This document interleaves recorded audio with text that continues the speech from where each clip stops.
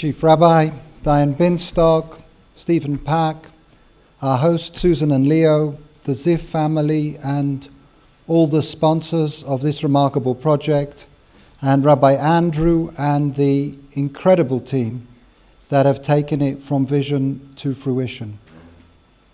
You know, in the history of the Jewish people have been entrusted with a number of missions that are on the one hand impossible and the other hand essential.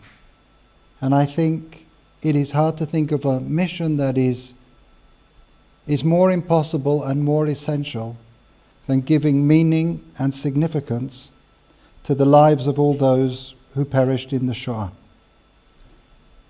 It's impossible. The moment one begins to try to put into words a single life, 1 million lives, 6 million lives, language fails. Kal vachomer, how much more so with 1 second for a life. And yet it is essential. And perhaps today more than at any other time since.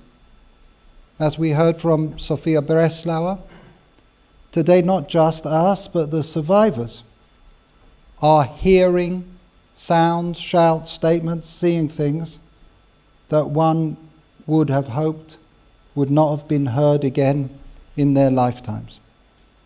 It's essential today because, as the Chief Rabbi said, we are at that period when the events of the Shoah are moving from living memory to history. In a decade's time, 80 for 80, how many voices will there be? So it's impossible, but it's essential. How do we tackle this challenge? We tackle it in 3 ways. We tackle it first and foremost by looking backwards, by using this crucial twilight period to hear as many voices, to hear as many stories as we can. Because as Elie Wiesel says, everybody who listens to a witness becomes a witness.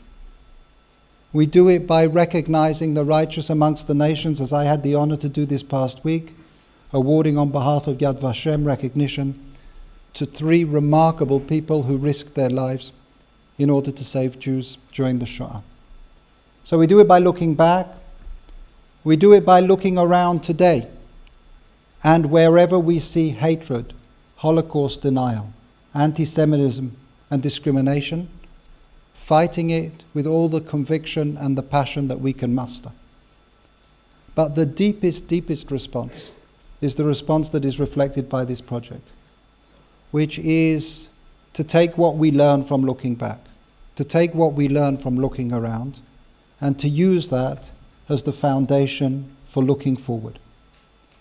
The former Chief Rabbi, Immanuel Jakubowicz, once pointed out that whenever the verb lizkor, to remember, is used in the Bible in relation to God, it is never simply to remember.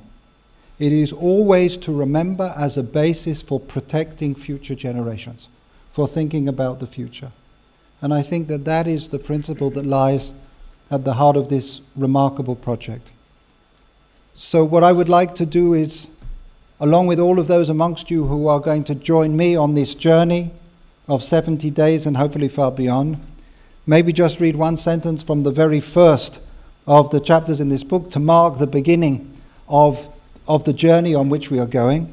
And what could be more appropriate than the last sentence of the very first essay in the book by Lord Rabbi Sachs, who says, "What saved the Jewish people throughout the darkest moments of their history was an ability, despite their deep and abiding faith, never to let go of rational thought, and this is what I think is so appropriate, despite their loyalty to the past, to keep planning for the future. That is how to ensure the triumph of faith over circumstance.